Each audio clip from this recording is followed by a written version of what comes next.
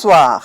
Plus de 3000 nouveaux cas de cancer du sein sont recensés chaque année au Cameroun. Ces chiffres sont du plan stratégique national de prévention et de lutte contre le cancer. Ce dernier, le plus fréquent au Cameroun, il est également la première cause de mort par cancer chez la femme. Les chiffres parlent d'environ 2000 décès par an. Face à ces statistiques qui font pâlir plus d'un, les médecins sont formels. Le cancer est curable si et seulement si il est dépisté tôt. Malheureusement, force est de constater qu'elles sont nombreuses à arriver dans les formations hospitalières quand la maladie est très avancée et parfois irréversible. Un des premiers pas pour renverser la donne, c'est la sensibilisation.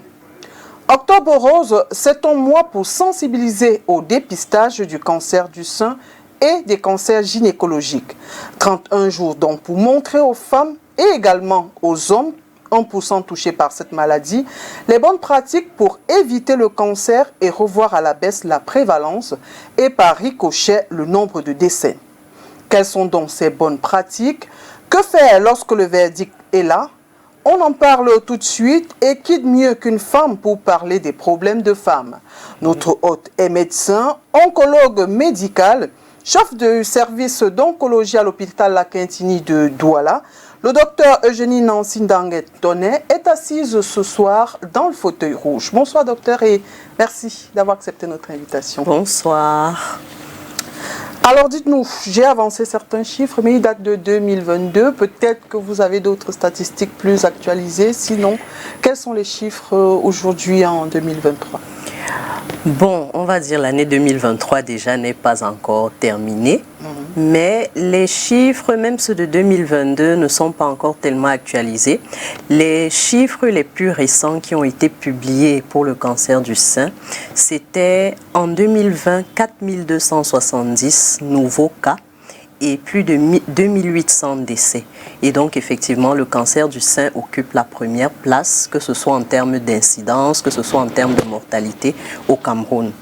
Et donc, vraiment, pour nous, ce sont des chiffres alarmants qui nous montrent que le cancer du sein est effectivement un problème de santé publique. Mais, comme vous l'avez dit, le cancer du sein diagnostiqué tôt peut être guéri.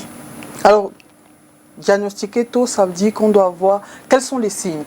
À quel moment on se dit, là, il faut que je consulte, là, peut-être que la porte du cancer n'est pas très loin de moi, ou alors, qu'est-ce qu'il faut savoir avant de penser au pied? Là, c'est les signes d'alerte dont on va parler. Il faut dire que le premier signe d'alerte dans le cancer du sein, c'est généralement la présence d'une boule. Une boule dans le sein, nodule dans le sein. C'est souvent ça qui amène les personnes à consulter le plus souvent. Oui. Ou alors, ça pourrait être la présence d'un ganglion dans les selles. Oui, parce que souvent aussi, on voit la boule, mais on se dit, bon, c'est rien de grave. Ça va passer tout seul, ou alors on prend des médicaments en automédication, on ne consulte pas. Et c'est lorsque un ganglion apparaît dans les selles qu'on se dit non, là c'est en train de devenir un peu grave et il faut que je consulte. Autre chose, ça pourrait être aussi la présence d'un écoulement du mamelon. Ça peut être du sang, ça peut être n'importe quel liquide, clair, visqueux, vraiment n'importe lequel. Ça pourrait même être du lait, mais beaucoup plus rarement. Mais tout simplement pour dire que lorsqu'il y a un écoulement mamelonnaire qui n'était pas présent avant, ce serait bien de se faire consulter. Et comme autre signe, on peut avoir aussi la modification de l'aspect du sein. C'est souvent l'apparition d'une rougeur ou alors d'une grosseur sur le sein qui renvoie encore souvent à une boule. Ça pourrait aussi être une rétraction du mamelon, c'est-à-dire que le mamelon rentre au lieu d'être ressorti comme d'habitude. Ça pourrait aussi être un aspect en peau d'orange du sein, oui. Mais ça, ce sont vraiment les principaux signes. Ce qu'il faut dire, c'est que ces signes-là, ça ne veut pas automatiquement dire que nous avons un cancer, mais ce sont tout simplement des signes d'alerte, des signes qui doivent nous faire comprendre que nous devons nous rendre à l'hôpital, probablement pour qu'on fasse des examens plus approfondis et qu'on sache exactement ce qu'il en est. Alors, quand vous dites écoulement, c'est sur les deux seins, un seul sein ou peu importe? Généralement, on dira un seul sein quand même. Parce que si, par exemple, c'est le lait qui coule dans les deux seins, ça peut être une femme allaitante ou alors un problème hormonal. Mais le sang sur un seul sein ou alors le liquide d'un seul côté, ça doit nous faire consulter. Alors, parlez-nous du dépistage, puisque celui-ci est un peu une méthode préventive. Comment ça se passe le dépistage? Le dépistage, ce qu'il faut dire, c'est que dans les moyens de prévention d'abord, nous allons parler de la prévention primaire et de la prévention secondaire dans le cancer du sein. La prévention primaire, c'est ce qui consiste à éviter un peu, comme on va dire, tous les facteurs de risque qui sont évitables. Oui, et c'est principalement peut-être réduire la consommation d'alcool, de tabagisme, se faire consulter par un gynécologue avant de choisir une méthode contraceptive, parce que généralement on fait souvent beaucoup de suivisme en se disant on fait de l'automédication, ou alors lorsque on a peut-être une collègue ou une amie qui prend une méthode contraceptive, on se dit bon, on va aussi prendre la même. Ça marche chez elle et oui, et ça pourrait être la même chose chez moi. Pourtant, chaque organisme est particulier. Et donc, ce serait bien de se faire consulter pour que, avec le médecin traitant, vous puissiez choisir une méthode contraceptive qui vous est vraiment adaptée et particulière. Donc ça, c'est ce qui concerne la prévention primaire. Pour ce qui est de la prévention secondaire dont on parle effectivement beaucoup, c'est principalement le dépistage. Ce qu'il faut savoir d'abord, c'est que le dépistage, c'est rechercher des anomalies chez une personne qui ne se plaint de rien. Ça veut dire on n'a rien du tout, mais on se dit il faut que je me fasse dépister. Et ça doit commencer par chacune de nous principalement. Ça veut dire commencer par une autopalpation mammaire chaque mois. Généralement, les jeunes filles, les jeunes femmes qui ont encore les menstrues, c'est 4-5 jours après les menstrues, oui. On évite souvent la période avant et la période menstruelle parce qu'à cet instant-là, la glande mammaire est souvent sensible. Donc les seins font mal, on ne peut pas les palper de façon optimale. Donc on préfère que les menstrues passent et on attend 4-5 jours, une semaine après les menstrues et on fait son autopalpation mammaire. Ce qui se fait généralement, c'est que on divise le sein en 4 cadrans de façon imaginaire en se disant que le mamelon est le centre du sein. Et donc, ça nous fait 4 cadrans, 2 en haut, 2 en bas.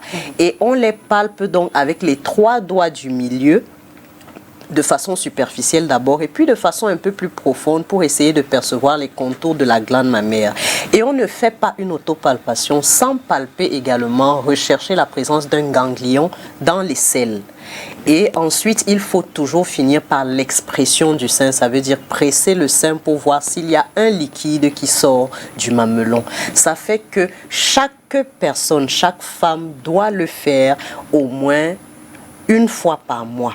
Et c'est de cette façon qu'on apprend à connaître son corps. Et si jamais il y a un souci, on peut se rendre à l'hôpital tôt et avoir l'espoir de réduire vraiment le pourcentage de diagnostic tardif de cancer du sein. Mais je tiens quand même à rappeler quelque chose parce qu'on parle beaucoup de la femme, mais le cancer du sein concerne aussi l'homme.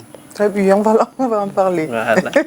Alors, dans le dépistage, donc il y a juste la palpation. C'est la palpation qui est la première étape dans le dépistage. Maintenant, chez les dames à partir de 40 ans, il est recommandé de faire une mammographie. Dans certaines écoles, c'est tous les 2 ans. Dans d'autres écoles, c'est chaque année. Toujours est-il qu'à partir de 40 ans, les femmes doivent avoir une mammographie. Tout simplement parce qu'il y a des choses que l'on peut ne pas palper lorsque avec les doigts, lorsqu'on s'examine de façon clinique simple comme ça, ou alors il pourrait avoir de toutes petites lésions qui ne sont pas perceptibles à l'examen clinique, mais que la radiologie pourrait voir. Donc c'est important qu'à partir de 40 ans, les femmes fassent une mammographie.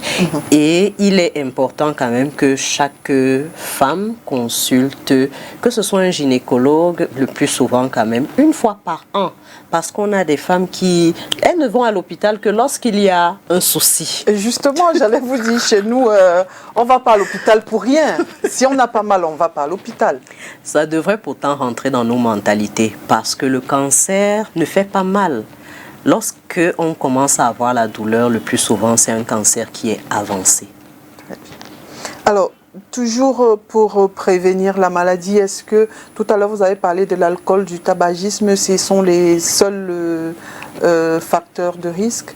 Non, il y en a plusieurs. Maintenant, ça, c'est des facteurs sur lesquels on a la possibilité d'agir. D'accord. Oui, parce qu'il y a toute une panoplie de facteurs de risque. On les classe souvent en plusieurs sous-groupes. Le premier sous-groupe, on va parler des facteurs hormonaux. Ça veut dire ceux qui ont un lien avec l'exposition hormonale chez la femme. C'est souvent l'âge des premières règles précoces, c'est-à-dire les jeunes filles qui ont leurs premières règles avant l'âge de 10 ans, ou alors la ménopause tardive, celles qui ont leur ménopause après l'âge de 54-55 ans. Oui, on estime qu'elles sont plus exposées souvent à certaines hormones et donc plus à risque de développer un cancer du sein. Comme autre facteur hormonal, on pourrait avoir parfois l'âge de la première grossesse tardif. Bon, tardif, ça dépend maintenant des écoles, mais on se dit souvent si on a sa première grossesse après l'âge de 35 ans, c'est considéré comme un facteur de risque dans certaines écoles.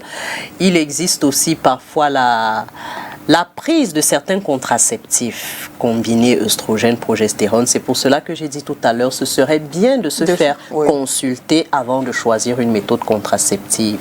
Oui, et parfois aussi, il y a comme la prise d'un traitement hormonal substitutif. Ça veut dire chez certaines femmes qui sont ménopausées et qui se plaignent souvent de bouffées de chaleur et tout.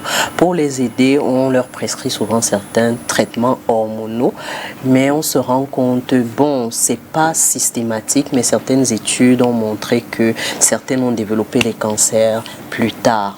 Oui, ça c'est pour les facteurs hormonaux. Maintenant, nous avons les facteurs génétiques et familiaux. Familiaux, on va commencer avec les antécédents familiaux, c'est-à-dire que si dans une famille il y a des cancers, pas forcément seulement des cancers du sein, ça peut être n'importe quel cancer, mais s'il y a dans une famille, il y en a, on est plus prédisposé à en développer que quelqu'un qui n'en a pas dans sa famille. Et particulièrement un panel de certains cancers tels que cancer du sein, cancer de l'ovaire, cancer du côlon, de l'estomac. C'est certains cancers qui sont souvent liés comme ça avec certaines mutations génétiques. Ça peut être des antécédents personnels de cancer aussi. Ça veut dire si une personne X a eu un cancer, il est encore plus prédisposé à en développer un deuxième. Quelques années plus tard et tout. La preuve, on en a même souvent qui ont 2 cancers en même temps, ou alors sous certaines contrées, on a certains patients qui développent un cancer, il réussit à en guérir, mais quelques années plus tard, il revient avec un deuxième cancer, voire même un 3e cancer, ça arrive souvent. Et bon, maintenant, nous avons aussi d'autres facteurs, donc, comme on a parlé du tabagisme, on a parlé de l'alcoolisme. Il y a aussi l'irradiation de la glande mammaire pendant la période de développement rapide, c'est-à-dire la puberté. C'est pour cela que la mammographie n'est pas conseillée chez les jeunes filles, parce que ce sont des rayons et qui vont donc irradier la glande mammaire. Donc, on ne fait pas de mammographie chez les jeunes filles qui ont encore la glande mammaire qui est en train de se développer. Et comme autre facteur, évidemment, on parlait de rayons, c'est aussi les radiations, les rayons ultraviolets, les radiations solaires et tout ça. Donc, on peut dire comme ça que voilà un peu l'ensemble des facteurs de risque des cancers du sein. L'obésité aussi. Et la sédentarité, le fait de rester parfois assise, ne pas pratiquer d'activités sportives et tout, c'est autant de facteurs de risque. Mais comme on le dit bien, ce sont des facteurs de risque, ça veut dire que ce sont des conditions qui prédisposent l'individu à développer un cancer du sein, mais ce n'est pas automatique. Très bien. Alors, Octobre Rose, c'est le mois de sensibilisation contre les cancers gynécologiques et le cancer du sein.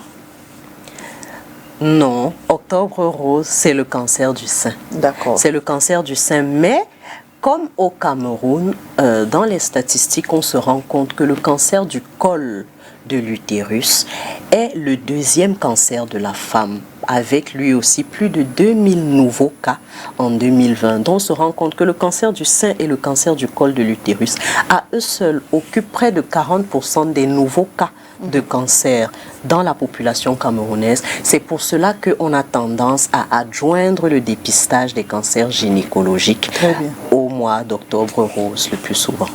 Alors, tout à l'heure, vous parliez des hommes également. Quels sont les facteurs? Qu'est-ce qui peut... Parce que lorsqu'on dit cancer du sein chez l'homme, eux-mêmes, Ils frémissent un peu. Quels sont les facteurs qui peuvent concourir ou alors aboutir à un cancer du sein chez l'homme? Chez l'homme, c'est principalement les facteurs génétiques et familiaux. Principalement, vraiment. Mais ce qu'il faut savoir, c'est que l'homme a également la glande mammaire. C'est juste qu'elle n'est pas autant développée que chez la femme. Alors, dans le cadre de ce mois rose, nous avons demandé à quelques doilets s'ils connaissent déjà que les hommes peuvent être atteints du cancer du sein et les méthodes préventives. Je vous propose de les écouter et nous revenons juste derrière. Bon, ça dépend. Plusieurs personnes pensent que quand il y a un cancer du sein, je suis souvent à la télé, d'autres demandent que la prévention du cancer du sein, c'est qu'on suce les seins. C'est tout. Je ne sais pas s'il y a autre chose à suivre là-dedans. Non, je n'ai jamais su ça. Parce que je sais que c'est un truc qui prennent les femmes, comme on peut dire. Et je pense que les femmes doivent passer de temps en temps à l'hôpital, faire je peux dire le test, pour savoir si peut-être ils sont en bonne santé. C'est la première fois que j'entends qu'ils touchent les hommes. Franchement, je vous dis que je connais une technique de ce que je vous mentirai. Bon, c'est vrai que pour le moment, le cancer du sein, moi je vais parler de mon expérience en fait. Lorsque cette idée m'est venue en tête, c'est parce que je ressentais des douleurs à la poitrine en fait. Où on m'a demandé de venir faire une consultation à l'hôpital. Je suis venue faire des consultations, on a fait de la palpitation, des touchements, oui exactement. Après ça, on m'a envoyé faire une mammographie. Bon.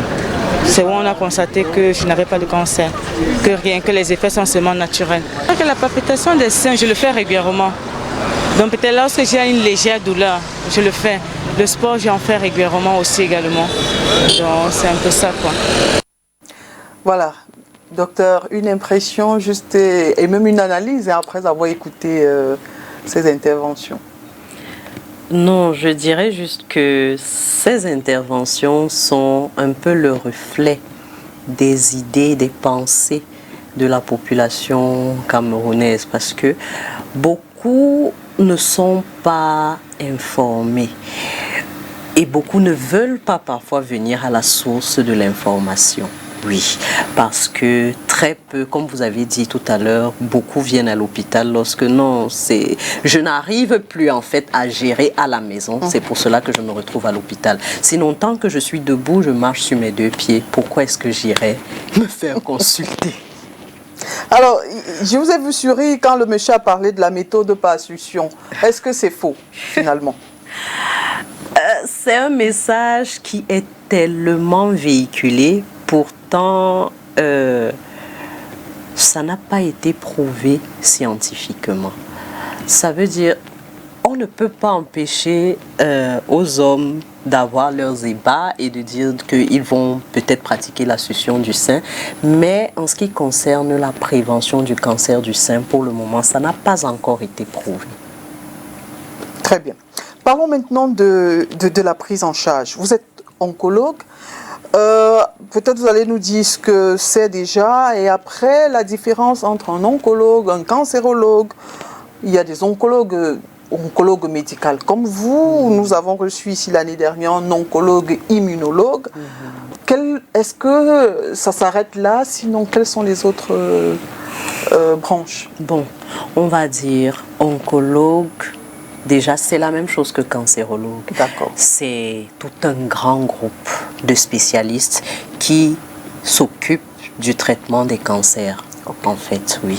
Maintenant, on préfère parfois le terme oncologue parce que dès qu'on dit à quelqu'un, vous allez rencontrer un cancérologue, directement, la personne, il a même tendance à ne pas venir à l'hôpital, quoi. Pourtant, certains se posent la question, bien qu'il y ait les réseaux sociaux et que directement, quand on dit vous allez rencontrer un oncologue, quelqu'un tape le téléphone là pour savoir ce qu'il en est, mais certains arrivent souvent au service d'oncologie sans savoir exactement de quoi il s'agit et donc ça crée souvent un petit mythe. Maintenant, oncologue médical, c'est c'est l'ensemble des traitements médicaux en fait dans le cancer. Oncologue, immunologue, c'est quelqu'un qui, parce que vous savez, dans le cancer, on étudie beaucoup la réponse immunitaire, le système immunitaire, oui. Et ces oncologues, immunologues-là sont spécialisés dans la réponse immunitaire, dans le système immunitaire en ce qui concerne le cancer, oui. Et il y a des oncologues radiothérapeutes aussi, avec qui on travaille beaucoup, parce que eux, ils sont spécialisés dans les traitements par les radiations des cancers. Les chirurgiens oncologues également. Alors dites-nous, comment annoncer à un patient qu'il a un cancer? Comment est-ce que ça se passe? Peut-être là, c'est la partie la plus difficile de l'oncologie. Parce que... Surtout sans risque de le tuer, parce que s'il a le cœur fragile...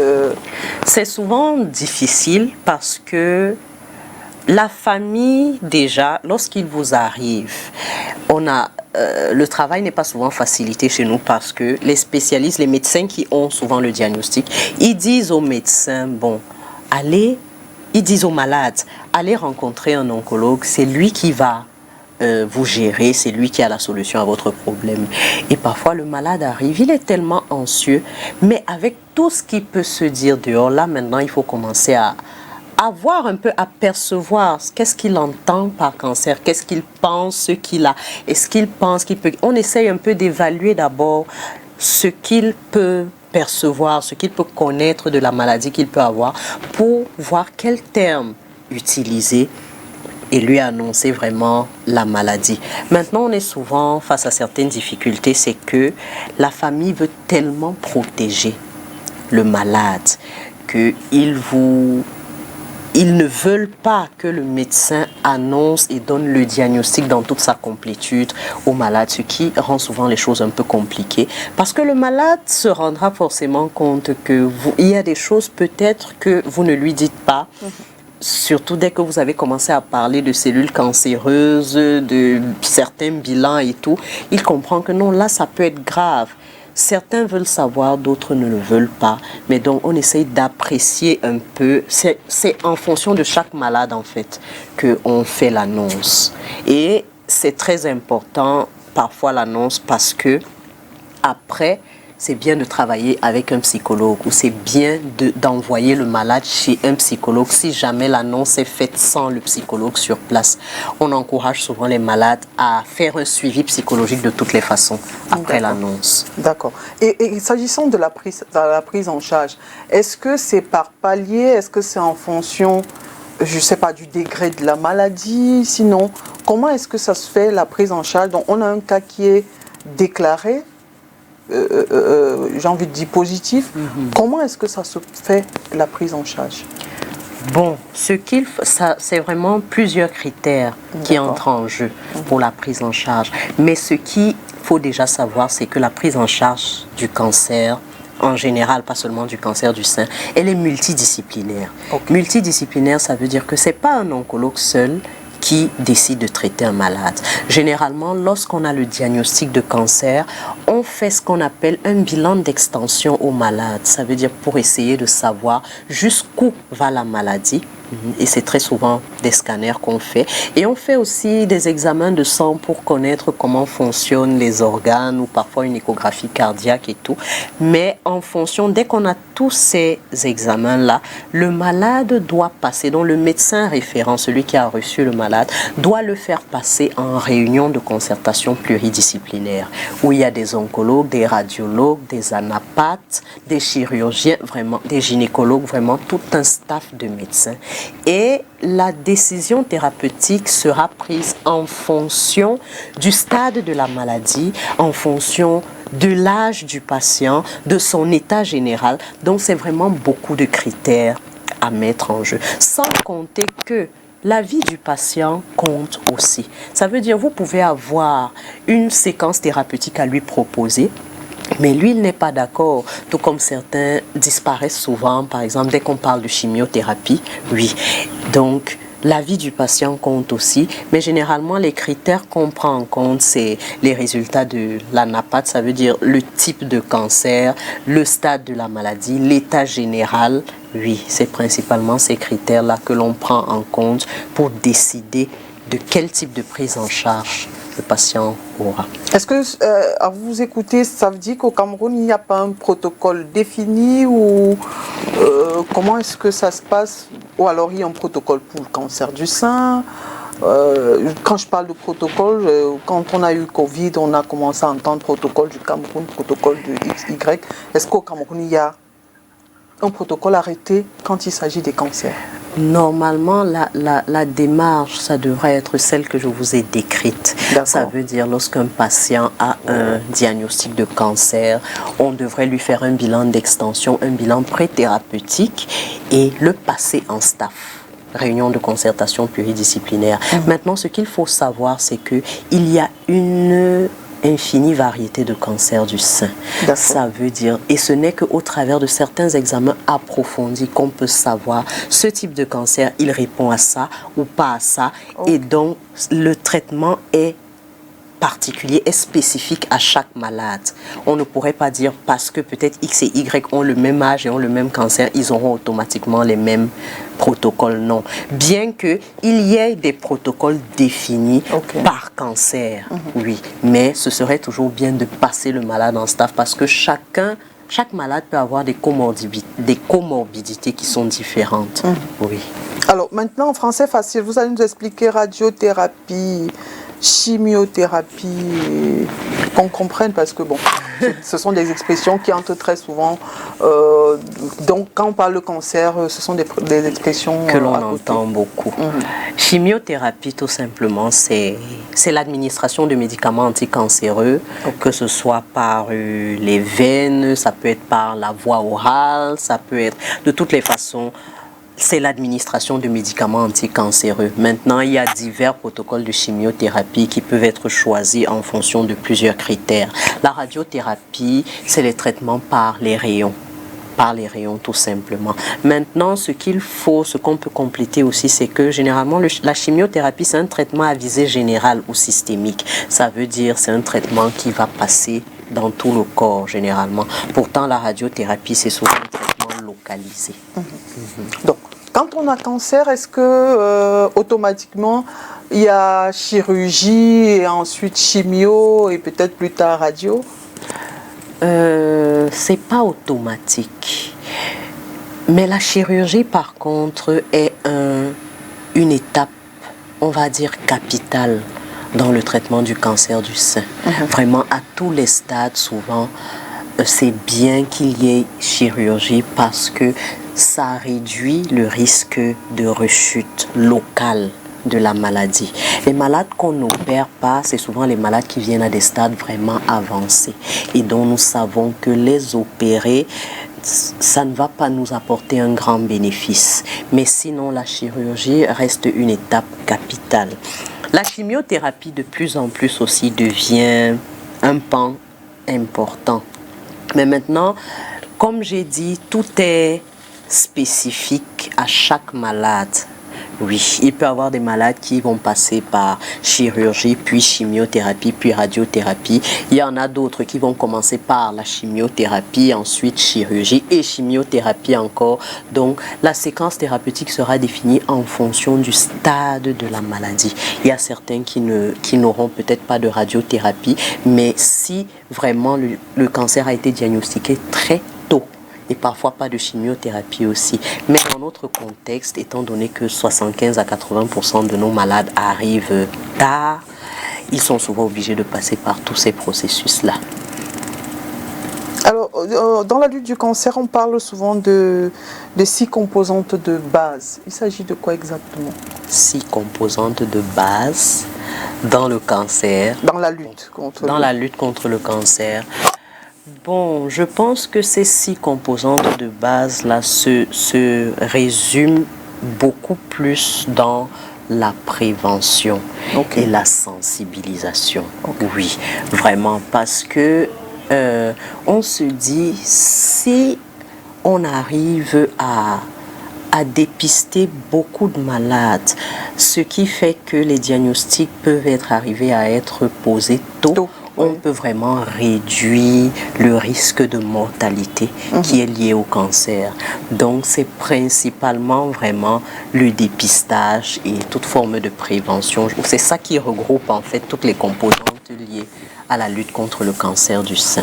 D'accord. Alors, certaines informations disent que le Cameroun est un peu à la traîne dans la prise en charge du cancer. Est-ce que vous qui êtes dans le domaine, est-ce que selon vous, il y a des avancées? Est-ce qu'il y a des choses qui sont faites pour changer un peu la donne? On ne peut pas nier qu'il y a quelques avancées quand même. Mais c'est juste que ces avancées-là ne sont pas encore suffisante parce que une grosse problématique dans la prise en charge des cancers en général, bon, on va parler beaucoup plus des cancers du sein parce que malgré tout c'est le premier cancer que l'on reçoit et c'est le coût. C'est le coût de la prise en charge. Le coût de la prise en charge est élevé pour un Camerounais moyen. D'ailleurs, je pense que c'est un pan qui est suffisamment lié à la mortalité. Parce que beaucoup de personnes n'arrivent même pas à terminer parfois un traitement comme il se doit, tout simplement parce qu'il n'y a plus de moyens financiers. Si on va prendre du diagnostic jusqu'à la prise en charge complète, parfois c'est des millions qu'il faut dépenser. Et tout le monde n'est pas prêt à avoir ça, sans compter que nous avons des mentalités parfois qui ne sont pas, on va dire, vraiment c'est difficile parce que dès qu'on entend parler de cancer, on se dit non, la mort est à côté. Et certaines familles vont se dire pourquoi est-ce qu'il faut dépenser autant d'argent alors qu'elle a déjà un cancer, elle va mourir bientôt. Donc c'est des choses auxquelles il faut faire face et c'est pas toujours évident. Oui. Donc peut-être qu'il faudrait effectivement qu'on se penche encore un peu plus sur la situation des malades cancéreux, vu que le nombre ne fait que augmenter, oui, pour essayer de les aider dans la réduction des coûts, en fait. D'accord. Alors, est-ce que vous, médecins, bon, je suis pute, est-ce que vous avez initié des plaidoyers, des démarches dans ce sens-là?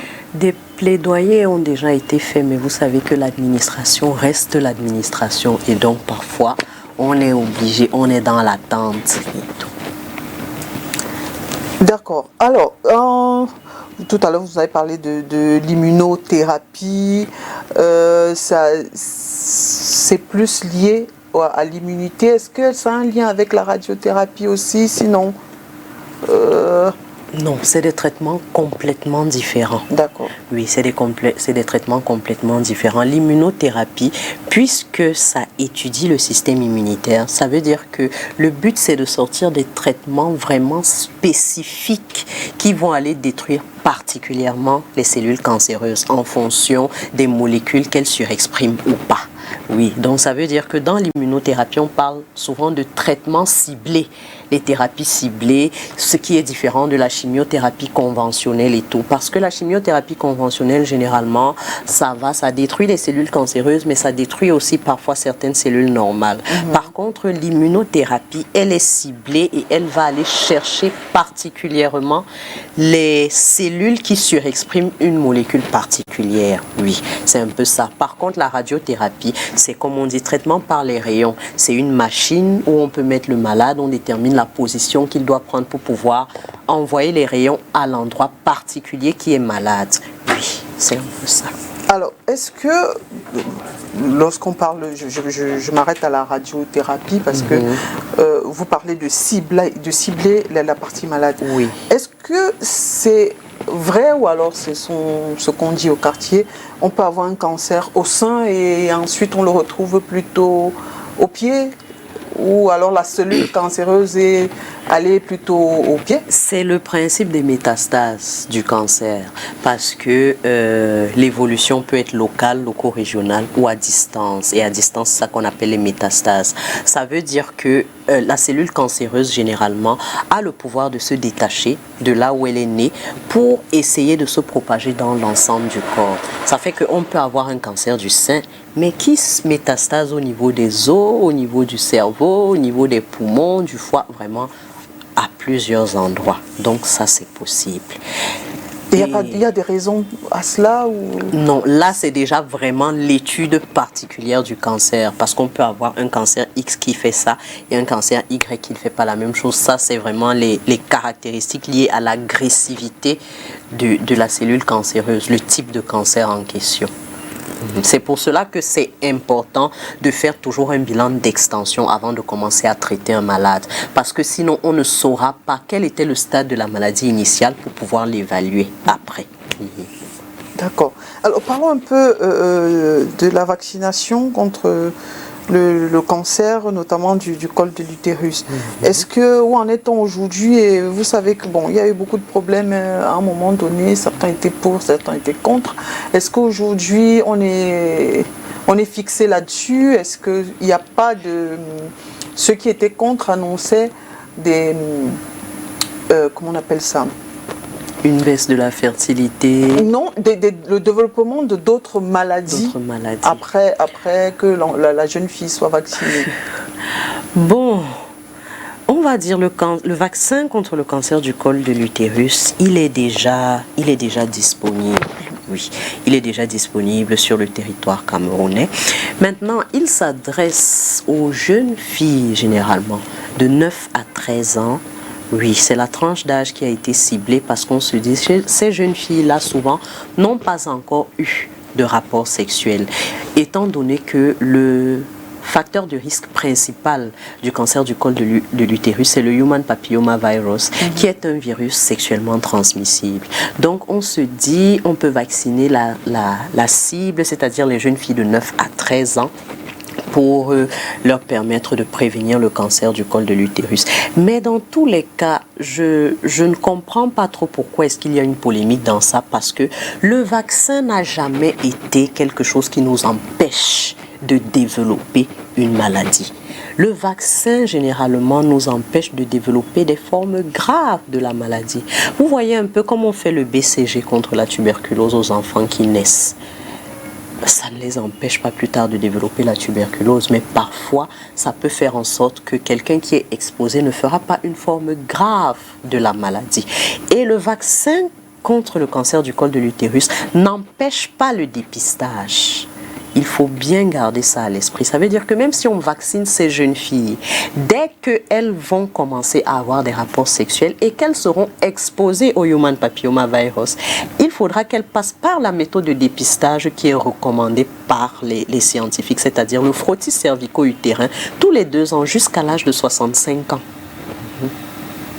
Donc, le vaccin, celles qui veulent vacciner, on le recommande d'ailleurs de faire vacciner les jeunes filles si on sait qu'elles ne sont plus vierges. Maintenant, si on sait qu'elles sont encore vierges, Maintenant, si on a des doutes, on fait souvent le test pour rechercher la présence du human papilloma virus dans l'organisme. Et si on le retrouve, si on trouve qu'il n'existe pas dans l'organisme, on peut vacciner la jeune fille. Oui. Alors, docteur, parlons également un peu des cancers gynécologiques, puisque tout ça est un peu lié. Est-ce que c'est juste le cancer du col de l'utérus ou alors... Non, il y a une multiplicité de cancers gynécologiques, le cancer du corps de l'utérus, le cancer de l'ovaire, le cancer de la vulve, le cancer du vagin. Mais on parle beaucoup plus du cancer du col de l'utérus parce que c'est un cancer qui est évitable. Évitable parce que les moyens de prévention dont on parle, que ce soit la vaccination, que ce soit le dépistage, ce sont vraiment des méthodes qui peuvent permettre que si le cancer du col de l'utérus est diagnostiqué tôt, il peut vraiment être guéri. Par exemple, si une femme fait son frottis tous les 2 ans, le frottis c'est dans le but de rechercher des lésions précancéreuses qui ne sont pas symptomatiques. Parce que dès qu'il y a symptômes dans le cancer du col de l'utérus, c'est déjà avancé le plus souvent. Les lésions précancéreuses ne sont pas symptomatiques. Or, si on fait un dépistage assez régulièrement et qu'on trouve des lésions précancéreuses, on les traite et après on ne parlera plus de cancer du col de l'utérus. Parce que ce qu'il faut savoir aussi, c'est que ces lésions précancéreuses-là, ce n'est pas du jour au lendemain qu'elles deviennent un cancer du col de l'utérus. Elles peuvent faire 10 ans, 5 ans, 15 ans même. Et si elles ne sont pas traitées, c'est là qu'elles peuvent devenir un cancer du col de l'utérus. Donc, le dépistage est important. Les symptômes, puisque vous dites que quand il y a les symptômes, c'est que c'est déjà grave. Qu'est-ce qui doit pousser à aller à se faire dépister? Non. On n'a pas besoin de quelque chose pour se faire dépister. Il faut, comme j'ai dit, dès qu'une femme est sexuellement active, le plus souvent, à partir de ce moment-là, elle peut déjà se prêter au dépistage tous les 2 ans jusqu'à l'âge de 65 ans. Mais maintenant, les signes d'alerte du cancer du col de l'utérus, la première chose, c'est le saignement. C'est le saignement. Ça peut être un saignement abondant, normalement pendant les règles, mais vous constatez que vos règles deviennent un peu trop abondantes. Ça peut être aussi un saignement entre les règles.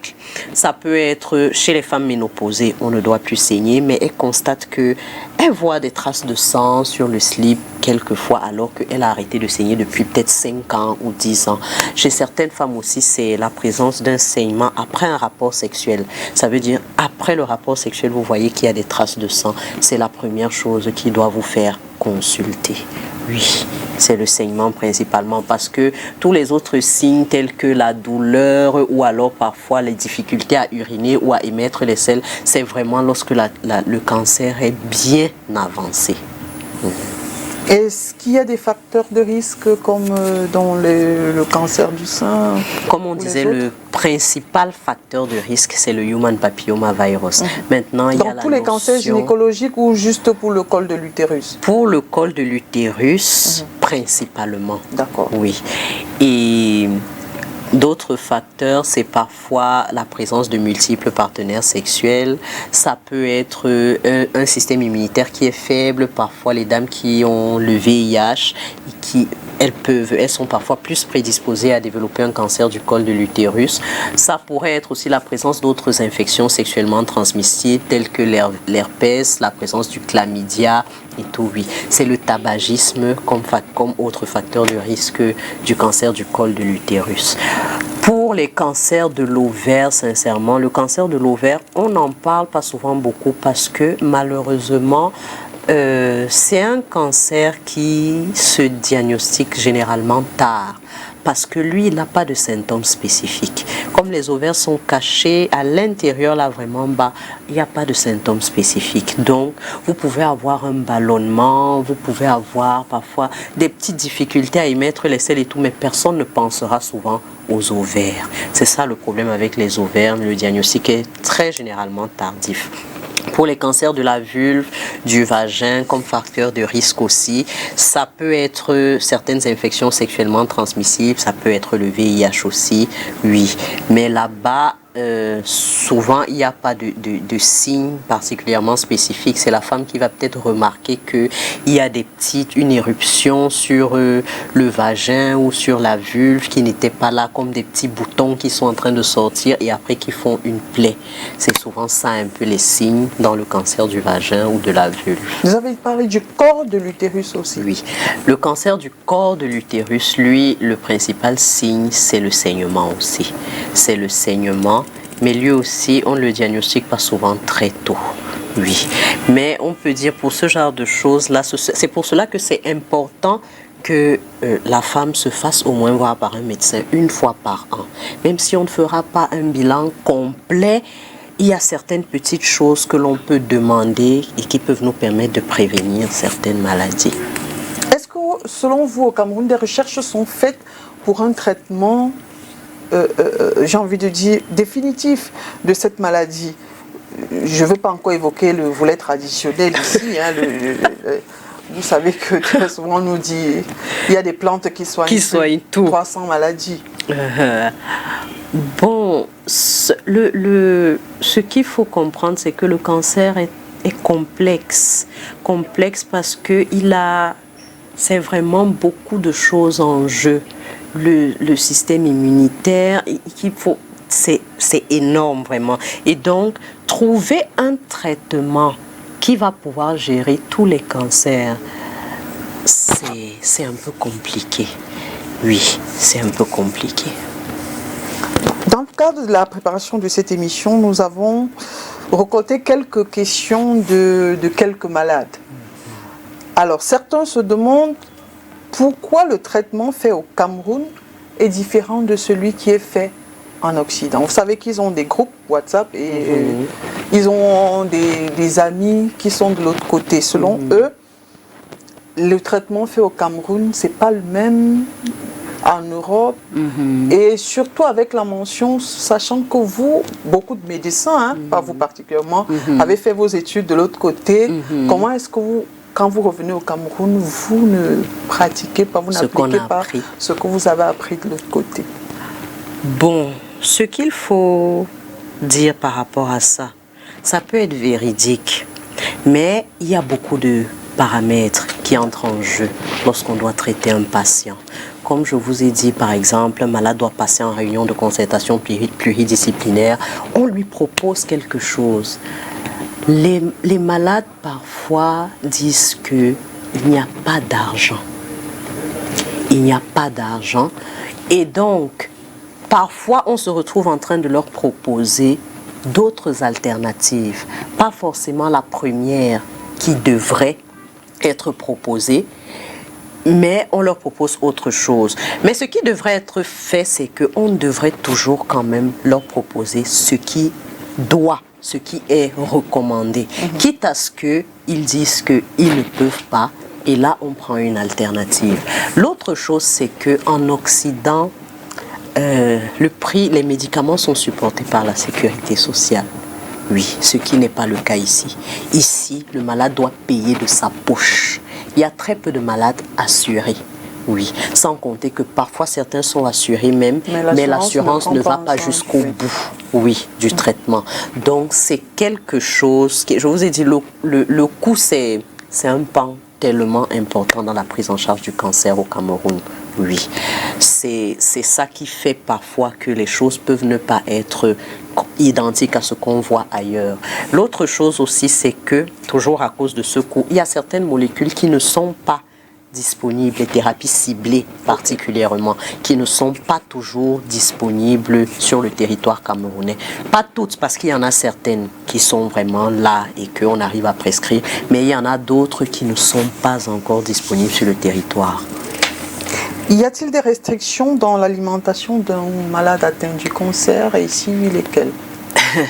On entend souvent qu'on ne doit pas manger le sucre. Ça, c'est la question suivante. C'est la question suivante. Qu'on ne doit pas manger le sucre.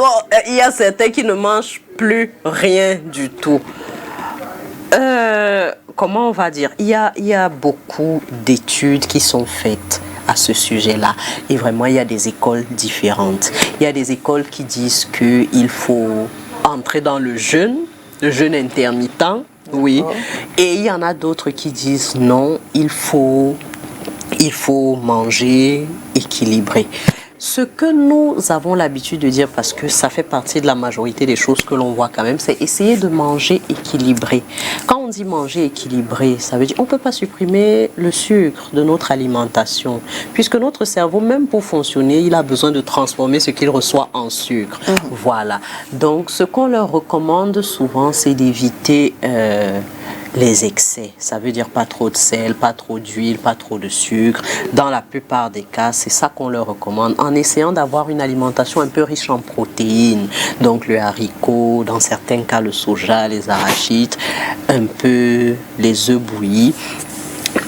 On leur recommande de boire beaucoup d'eau. Oui, de consommer aussi beaucoup de fruits et légumes principalement. Oui. Peut-être limiter un peu les viandes rouges. Déjà, de toutes les façons, lorsqu'on a un certain âge, c'est recommandé de limiter un peu les viandes rouges et de privilégier les viandes blanches, oui. Alors ça fait beaucoup d'argent encore. Alors, pourquoi cette mésentente donc autour du sucre? Parce que justement, plusieurs sont revenus sur cette question du sucre. Il y en a qui disent pas de sucre, il y a d'autres qui disent que oui, vous devez prendre du sucre. Pourquoi cette mésentente spécifiquement sur l'aliment sucre? Sur l'aliment sucre, parce que dès qu'on a commencé à beaucoup entendre parler de cancer, il y a beaucoup de personnes qui ont dit que le cancer se nourrit de sucre. Donc, c'est ça qu'on entendait sur les réseaux sociaux partout. tout. Et vous savez que les réseaux sociaux maintenant, c'est notre informateur principal. C'est pour ça que je disais, on n'aime pas aller à la source souvent.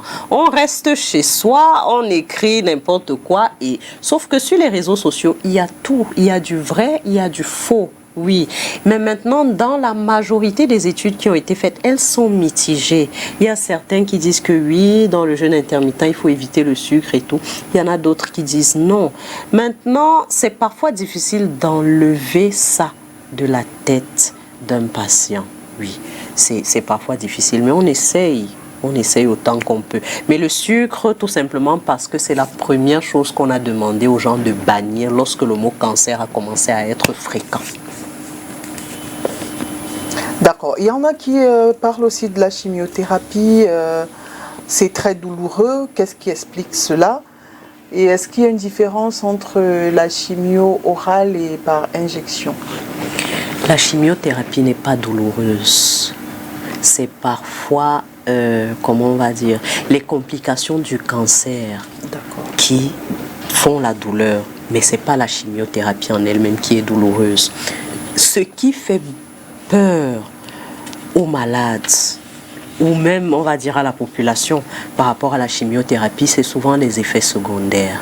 Parce que les effets secondaires, en fonction de chaque individu, vraiment, ça peut être parfois très agressif et chez d'autres, pas beaucoup. Oui, parce que les effets secondaires que tout le monde connaît, c'est d'abord que les cheveux vont tomber. Oui, mais ça aussi, c'est spécifique à certaines molécules. C'est pas toutes les chimiothérapies qui font la perte des cheveux. Oui, il y a parfois les nausées, les vomissements, la diarrhée, mais chaque individu vraiment est particulier. Ça veut dire, en fonction de la chimiothérapie que quelqu'un fait, on le prépare quand même en lui disant qu'il pourrait avoir ça. Mais ce n'est pas obligatoire. Mais c'est ça qui fait vraiment parce que certains abandonnent à cause des effets secondaires. Oui, c'est pour cela que la prise en charge psychologique est importante. Et chimiothérapie orale, chimiothérapie par injection, les deux types ont des effets secondaires, mais parfois qui sont différents. Oui. Et c'est quoi ces effets secondaires par... je veux dire, peut-être que là, chacun saura... Bon, si encore il a le pouvoir de choisir. Non, ils n'ont pas le pouvoir de choisir après tout quand même. Mais par voie orale, les effets sont souvent beaucoup perceptibles au niveau de la peau cutanée. Ça veut dire qu'on remarque le changement de teint de la personne, on remarque le changement des ongles, parfois la coloration des ongles peut changer et tout, bien que ce soit la même chose dans les chimiothérapies par injection, mais il y a certaines chez qui c'est plus marqué en fait. D'accord. Bon, l'année dernière, vous allez me dire si je me trompais, l'OMS a interdit la radiothérapie. Interdit la radiothérapie. Oui, il y avait...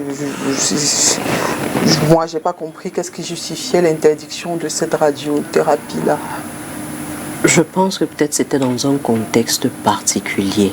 Ou pour un type peut-être de cancer. Parce que le traitement des cancers sans radiothérapie, ça ne pourrait le faire. Parce que tous ces traitements ont des rôles particuliers. Ça veut dire la radiothérapie ne fera jamais le même travail que la chimiothérapie. Ou alors ne fera jamais le même travail que la chirurgie. Oui, chaque item a son rôle à jouer. Vous verrez chez certains malades, après la chimiothérapie, on leur demandera automatiquement de faire la radiothérapie. Oui. Donc, on ne peut pas s'en passer dans le traitement de cancer. Parlons maintenant de la méthode traditionnelle. Vous, on sait que vous, les médecins, vous n'aimez pas beaucoup les phytothérapeutes. Que pensez-vous donc de ces méthodes-là dans le traitement du cancer? Est-ce que vous, médecins, pas vous personnellement, vous avez pensé à associer les phytothérapeutes? Parce que je le dis, avec le coronavirus, on a vu à un moment donné qu'il fallait associer ces méthodes de traitement-là. Est-ce que vous pensez parfois à vous associer à ces personnes-là, ou tout au moins savoir sur quoi ils s'adossent pour dire que X ou Y peut soigner le cancer? C'est un peu compliqué.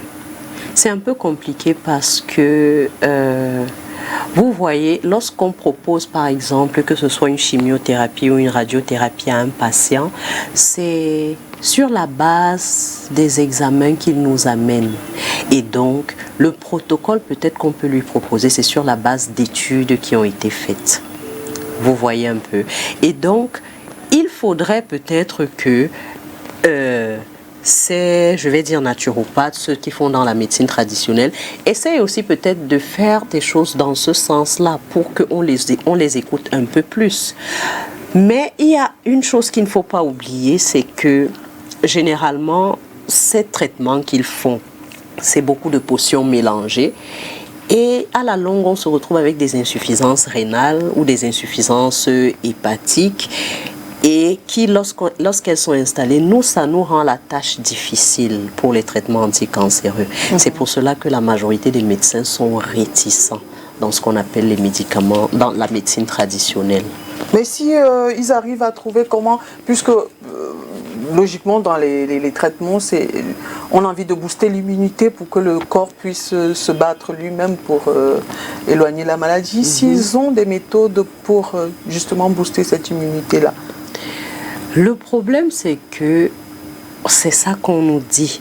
Mais la plupart des cas que moi j'ai déjà vus, c'était pas ça.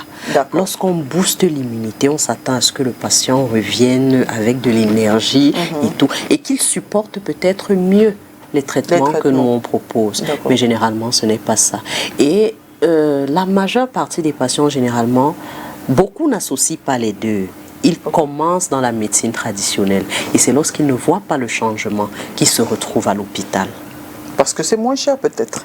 Ah, je vous assure que si vous allez regarder les prix, la médecine traditionnelle peut être bien plus cher que ce qui se fait à l'hôpital.